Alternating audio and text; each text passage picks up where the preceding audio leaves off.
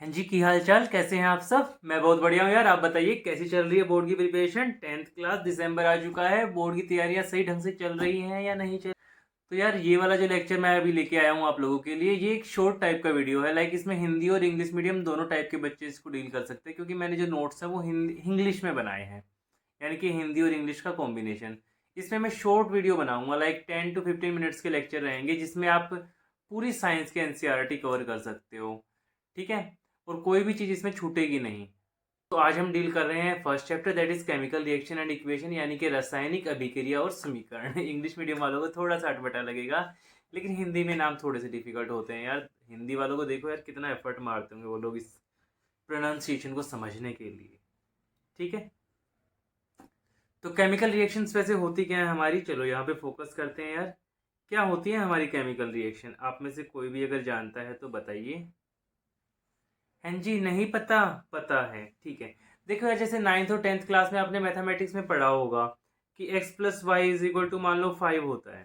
ठीक है, यहाँ पे x की वैल्यू मैं 2 पुट कर देता हूँ, y की 3 पुट कर देता हूँ, तो वैल्यू आ गई 5। तो कहने का मतलब है लेफ्ट हैंड साइड वाली जो हमारी टर्म है वो ये डिटरमाइन कर रही है कि राइट हैंड साइड में क्या आएगा। ठीक है, तो इसलिए हम लेफ्ट हैंड साइड वाली टर्म को क्या बोल देते हैं, रिएक्टेंट, यानी कि जो रिएक्शन में पार्टिसिपेट कर रही हैं। और जो राइट हैंड साइड में जो बनेगा उसको क्या बोल देते हैं, हम उसको बोल देते हैं प्रोडक्ट, यानी कि उत्पाद। और रिएक्टेंट यानी कि अभिकारक। सिमिलरली हमारी केमिस्ट्री में क्या होता है कि जैसे मैंने उठाया H2 प्लस O2 को मैंने रिएक्ट किया तो बन गया H2O। तो ये कुछ ऐसा ही नहीं हो गया जैसे x प्लस वाई है, ऐसे ही H2 प्लस O2 हो गया और H2O हो गया। ठीक है, तो ये क्या हो गए हमारे, ये हो गए हमारे रिएक्टेंट। रिएक्टेंट यानी कि अभिकारक, सेम चीज।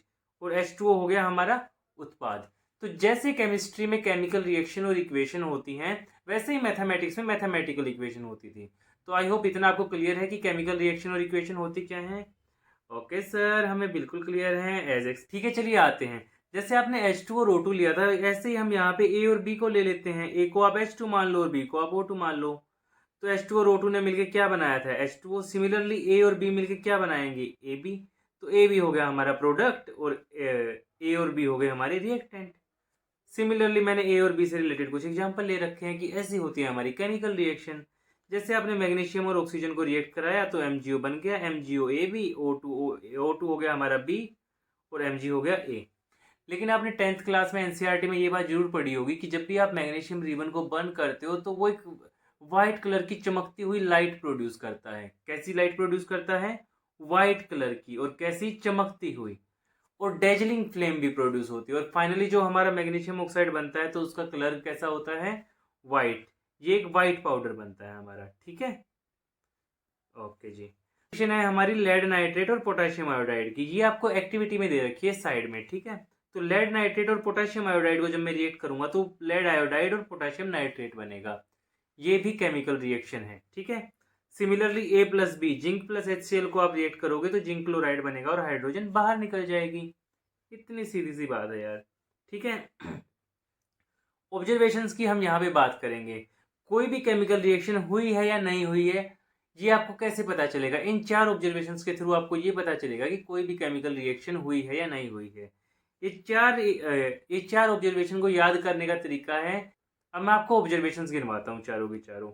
टी से मतलब है टेम्परेचर में चेंज, यानी कि तापमान में चेंज। ठीक है, सी से मतलब है कलर में चेंज, यानी कि रंग में अगर चेंज हुआ तो भी केमिकल रिएक्शन होगी।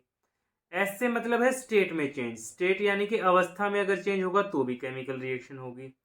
तो TCS तो आपने याद कर लिया, रतन टाटा जी की कंपनी के नाम की बेस पे। सिमिलरली एक और आता है ई यानी कि इवोल्यूशन ऑफ गैस, यानी कि गैस का बाहर निकलना। इवोल्यूशन ऑफ गैस यानी कि गैस का बाहर निकलना। ठीक है, तो इन 4 बेसिस पे आप ये पता लगा सकते हो कि कोई भी केमिकल रिएक्शन हुई है या नहीं हुई है। टेम्परेचर में चेंज में मैं किसका एग्जांपल ले सकता हूँ, मान लो आपने पानी बॉईल किया, पानी आपने उबाल दिया, तो टेम्परेचर चेंज होगा। पहले 0 डिग्री था, अब 100 डिग्री सेल्सियस तक चला जाएगा, तो जाहिर सी बात है टेम्परेचर चेंज हुआ, इसका मतलब केमिकल रिएक्शन हुई है। ठीक है, कलर में चेंज हुआ है। कलर मान लो, जैसे मान लो कॉपर सल्फेट का एग्जाम्पल लिया, कॉपर सल्फेट का कलर कैसा होता है, ब्लू होता है। ठीक है, कॉपर सल्फेट को अगर मैं आयरन के साथ रिएक्ट करता हूं तो क्या बनेगा, फेरस सल्फेट बनेगा। ठीक है, तो कॉपर सल्फेट का कलर तो ब्लू होता है, जबकि फेरस सल्फेट का कलर कैसा होता है, लाइट ग्रीन। ये वो वाली रिएक्शन है जब आप copper sulphate, blue copper sulphate में आयरन नेल्स डाल देते हो, यानी कि लोहे की कीलें डाल देते हो, तो सॉल्यूशन का कलर कुछ कुछ ब्लू से चेंज होके लाइट ग्रीन बन जाता है, यानी कि हल्का हरा बन जाएगा नीले से चेंज होके।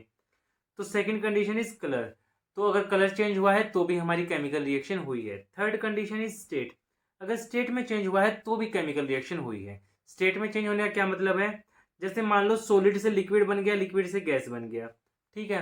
मान लो बर्फ लिया आपने पानी की, ठीक है, पानी की बर्फ को आपने क्या कर दिया, हीट दे दी नीचे से, अब वो पिघलनी शुरू हो जाएगी, तो सॉलिड से लिक्विड में आई, लिक्विड को आपने और उबाल दिया, और उबाल दिया तो वो वेपर्स बन जाएंगे, यानी कि गैस की फॉर्म में कन्वर्ट हो जाएगा। तो मतलब स्टेट चेंज हो रही है, सॉलिड से लिक्विड हो रहा है, लिक्विड से गैस हो रहा है, अवस्था चेंज हो रही है, ठोस से द्रव हो रहा है, सॉरी, ठोस से तरल में आ रही है और तरल से गैस में आ रही है, ठीक है। Fourth point that is evolution of gas, gas का बाहर निकलना।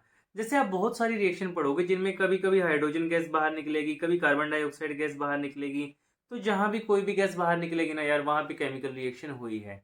कार्बन डाइऑक्साइड में जैसे हम फोटोसिंथेसिस में प्लांट्स का एग्जांपल ले लेते हैं कि चार ऑब्जर्वेशन अब आपको क्लियर है, इन्हीं चार ऑब्जर्वेशन के बेस पे आप ये बोल सकते हो कि whether chemical reaction has taken place और not. So on the basis of this four observation, we can clearly say that the chemical reaction has taken place. Okay. Yes sir, समझ आ गया। यस सर, कुछ भी समझ में नहीं आ रहा है कमेंट सेक्शन में डाल देना, क्योंकि शॉर्ट टर्म लेक्चर है, 10 मिनट में कंप्लीट करना है, तो थोड़ा सा फास्ट रहेगा, ठीक है। बाकी इसका ब्रॉड लेक्चर भी मैं बना दूंगा। ओके। बैलेंस्ड केमिकल इक्वेशन, किसी भी इक्वेशन को बैलेंस करना है तो क्या कंडीशन रहेंगी।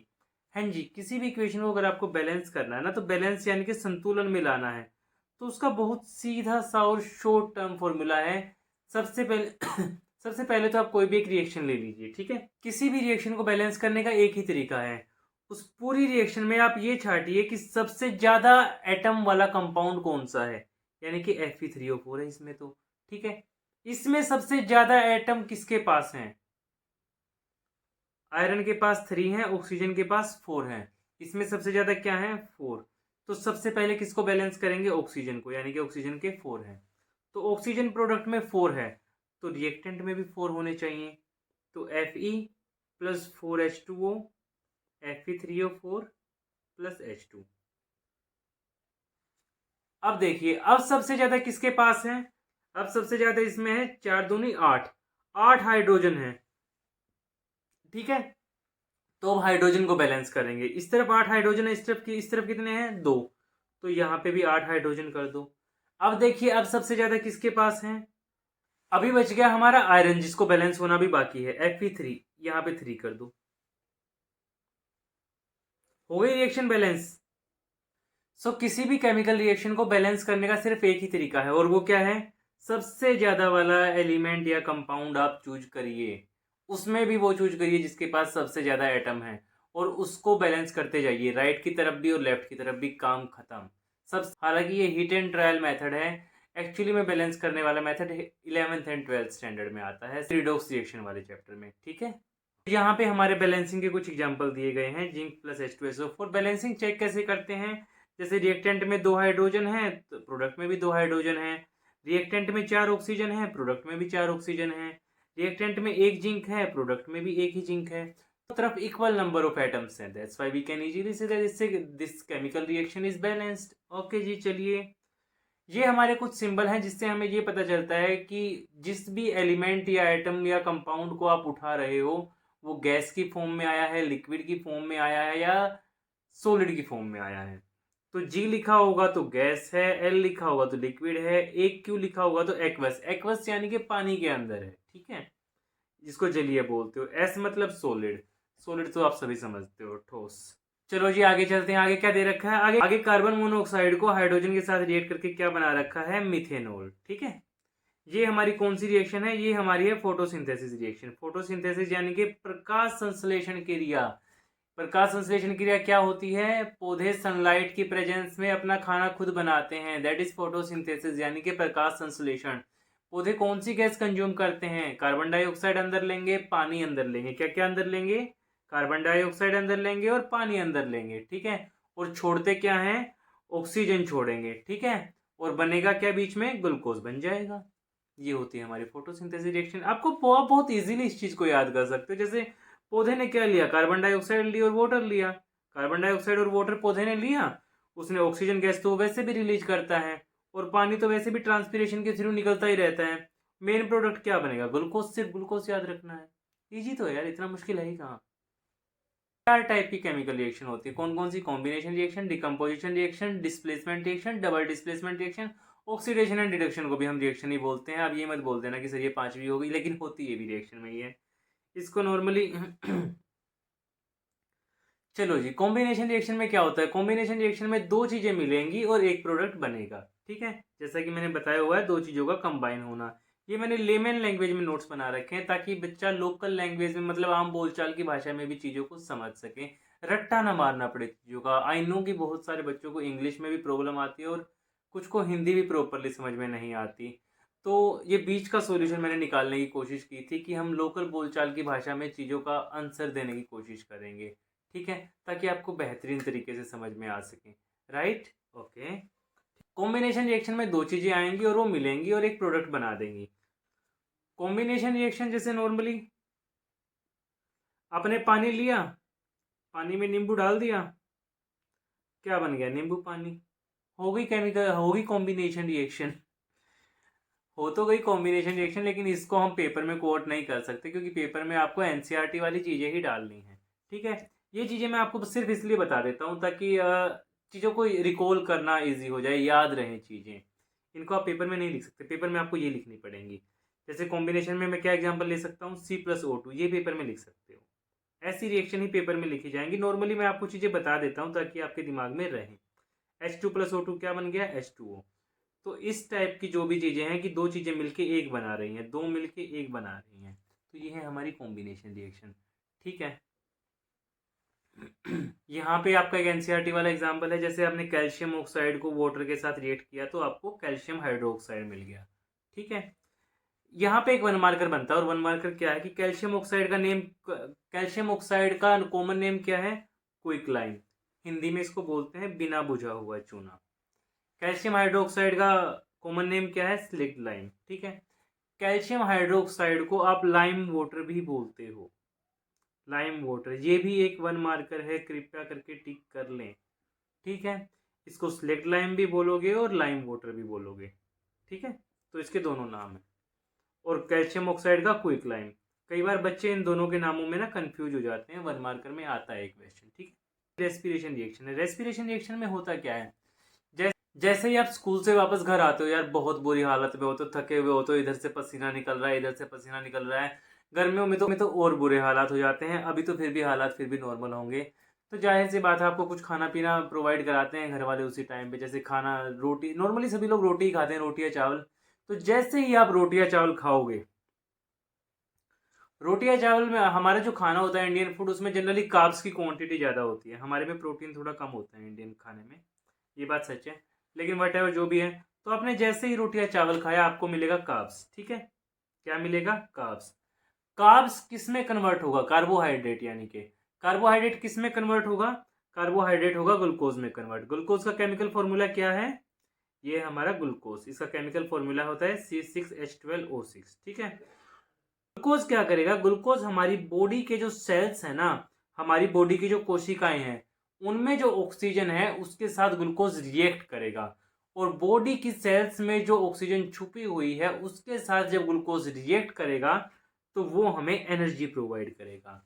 और जैसे ही हमें एनर्जी मिलेगी, हम दोबारा से फिट एंड रेडी हो जाएंगे अपना स्कूल का होमवर्क करने के लिए। बेटा, होमवर्क करने के अलावा तुम्हारे पास कोई चारा नहीं है। स्कूल वाले ऐसा कूटेंगे, अरे सर आजकल तो मारते नहीं है स्कूल वाले, डांट मारते हैं सिर्फ। बच्चे डांट को भी दिल पे ले जाते हैं यार। बहुत सारे स्कूल वाले ना बहुत सारा होमवर्क देते हैं, स्पेशली रिटर्न होमवर्क। कोई बच्चे होमवर्क समझते हैं, कोई बात नहीं यार, हमने भी किया है, तुम लोग भी करिए, लेकिन स्टिल मैं इस चीज़ के पक्ष में नहीं हूँ। रिटर्न होमवर्क की बजाय बच्चों को साइंस का कुछ ऐसा, कुछ एक्सपेरिमेंटल या ऐसा कुछ देना चाहिए एज कम्पेयर टू रिटर्न वाली चीज़ों के। खैर, वो एक अलग टॉपिक है, उसको बाद में बात करेंगे। एक्सोथर्मिक रिएक्शन क्या होती है, कोई भी रिएक्शन जिसमें प्रोडक्ट बनने के साथ साथ एनर्जी रिलीज होती है उसको आप क्या बोलते हो, एक्सोथर्मिक रिएक्शन। जैसे ही आपने खाना खाया, आपको रोटी या चावल खाया आपने, आपको एनर्जी मिली है, तो इसका मतलब ये कैसी रिएक्शन है, रेस्पिरेशन। ये एक एक्सोथर्मिक रिएक्शन है, यानी कि ऊष्माक्षेपी अभिक्रिया, यानी कि एनर्जी रिलीज हुई है। जैसे कॉम्बिनेशन रिएक्शन में दो चीजें मिलकर एक प्रोडक्ट बनाती हैं, उसी प्रकार डिकम्पोजिशन रिएक्शन में एक चीज टूट जाती है दो टुकड़ों में, 2 या 3 टुकड़ों में, कितने में भी। कॉम्बिनेशन रिएक्शन क्या होती है? जब मैं इस पेन और कैप को आपस में कंबाइन कर देता हूं, ये है हमारी कॉम्बिनेशन रिएक्शन, यानी कि संयोजन अभिक्रिया। जब मैं इस कैप और पेन को अलग कर देता हूं तो ये है हमारी डिकम्पोजिशन रिएक्शन, यानी कि वियोजन अभिक्रिया। कॉम्बिनेशन रिएक्शन में क्या हुआ है? दो चीजें जुड़ी हैं। डिकम्पोजिशन रिएक्शन में क्या हुआ है? दो चीजें अलग हुई हैं। ठीक है। और इस कैप को अगर मैं इस वाले पेन पे चढ़ा देता हूं तो ये हो जाएगी डिस्प्लेसमेंट रिएक्शन, यानी कि विस्थापन अभिक्रिया। और इस पेन की कैप को अगर मैं इस पेन पे चढ़ा दूंगा और इस पेन की कैप को मैं इस पेन पे चढ़ा दूंगा, वो हो जाएगी डबल डिस्प्लेसमेंट रिएक्शन, यानी कि द्वि विस्थापन अभिक्रिया। तो सिर्फ पेन के एग्जांपल से आप चारों रिएक्शन समझ गए। ओके। सो डिकम्पोजिशन रिएक्शन में क्या होएगा? डिकम्पोजिशन रिएक्शन में एक चीज टुकड़ों में टूट जाएगी। कॉम्बिनेशन रिएक्शन में दो चीजें मिलकर एक चीज बना देंगी। एग्जाम्पल हम कौन सा कोट कर सकते हैं? जैसे फेरस सल्फेट को आप गर्म करोगे तो वो Fe2O3 में के टुकड़ों में टूट जाएगा और SO2 और SO3 गैस बाहर निकाल देगा। कई बार ये क्वेश्चन पेपर में पूछ लिया जाता है कि कौन कौन सी गैस बाहर आएंगी, वो है SO2 और SO3। ठीक है। सिमिलरली H2O2 को अगर मैं ब्रेक डाउन करता हूं तो वो H2O और O2 में ब्रेक डाउन हो जाता है। इसको पेरोक्साइड बोलते हैं, राइट।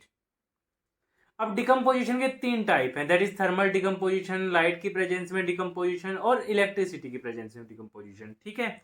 थर्मल डिकम्पोजिशन मतलब इसमें चीजें टूटेंगी ही, लेकिन टूटने का कारण क्या होगा? हीट, यानी कि ऊष्मा। ठीक है।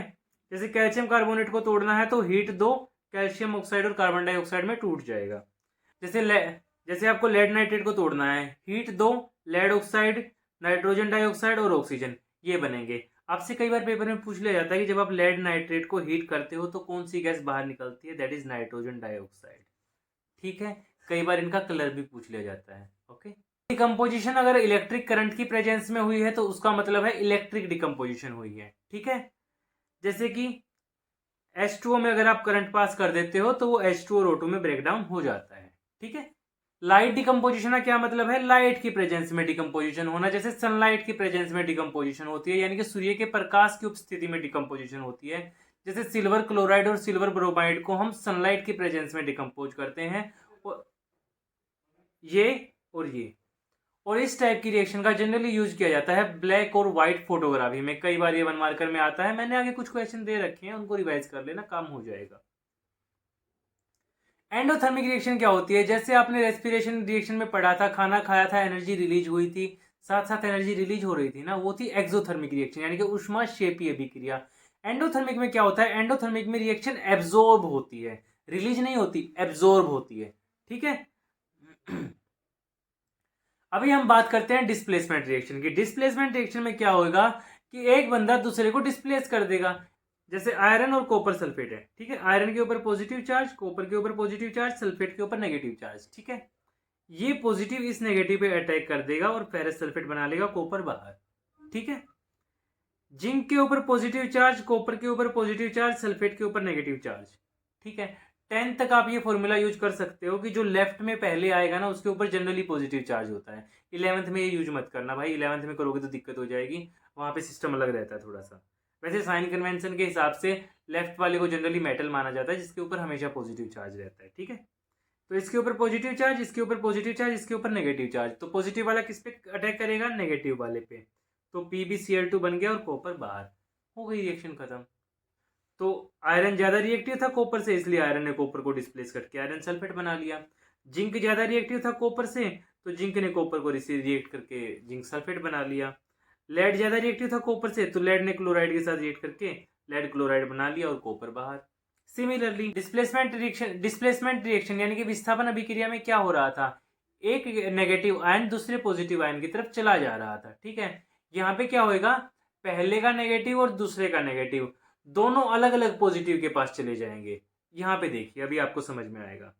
देखिए, जैसे सोडियम सल्फेट में सोडियम के ऊपर पॉजिटिव चार्ज, सल्फेट के ऊपर नेगेटिव चार्ज, पहले वाले के ऊपर पॉजिटिव लगा। ये 10th क्लास तक ये जनरली काम करेगी आपके लिए। बेरियम में Ba के ऊपर पॉजिटिव चार्ज, क्लोरीन के ऊपर नेगेटिव चार्ज। ठीक है। तो सोडियम जाएगा क्लोरीन के साथ, बेरियम जाएगा सल्फेट के साथ। तो ये वाला पॉजिटिव इस नेगेटिव पे अटैक करेगा, ये वाला पॉजिटिव इस नेगेटिव पे अटैक करेगा। तो ये हो गया बेरियम सल्फेट और ये हो गया सोडियम क्लोराइड। काम खत्म हो गया। आ गया समझ में?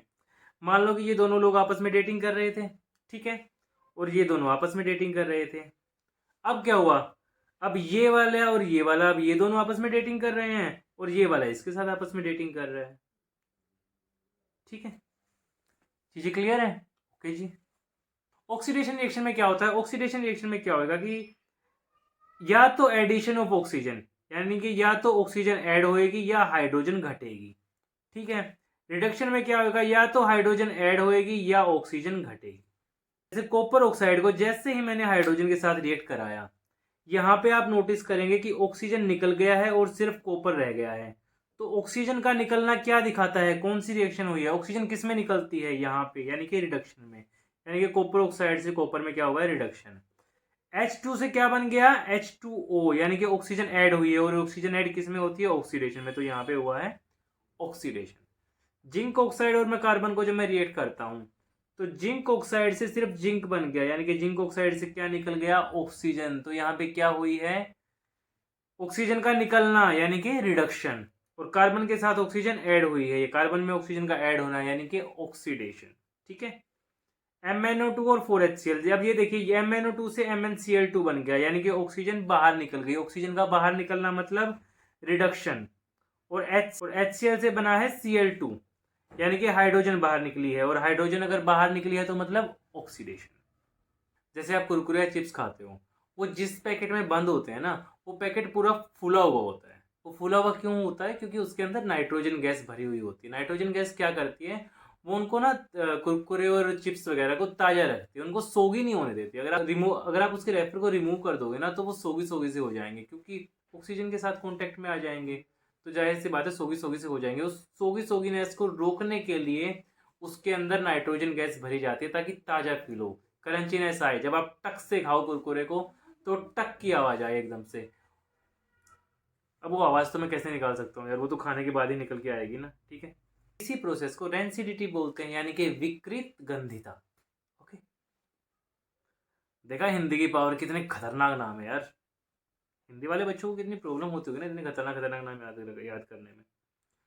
कोरोजन, कोरोजन का मतलब हिंदी में संक्षारण। सीधी सी बात है यार, जंग लगना होता है कोरोजन का मतलब। आयरन को जंग लगेगा, ब्राउन ब्राउन सा हो जाएगा। कॉपर को जंग लगेगा, ग्रीन कलर की कोटिंग आ जाएगी उसके ऊपर, यानी कि हरे कलर की। सिल्वर को जंग लगेगा तो उसके ऊपर ब्लैक कलर की कोटिंग आ जाएगी। ठीक है, तो लोहे पर जंग लगेगा तो ब्राउन कलर की कोटिंग आती है, राइट। सिल्वर पे अगर जंग लगेगा तो ब्लैक कलर की लेयर बन जाएगी। कॉपर के ऊपर अगर जंग लगेगा तो ग्रीन कलर की लेयर बन जाएगी, राइट। देखो यार, ये जो प्रैक्टिस क्वेश्चन है ना, ए से के तक मैंने कुछ डाल रखे हैं। इनमें से पक्का एक या दो मार्क्स का क्वेश्चन बन जाएगा गारंटीड। तो इनको कर जाना, ठीक है। बोर्ड में काफ़ी हेल्पफुल रहेगा आपके लिए।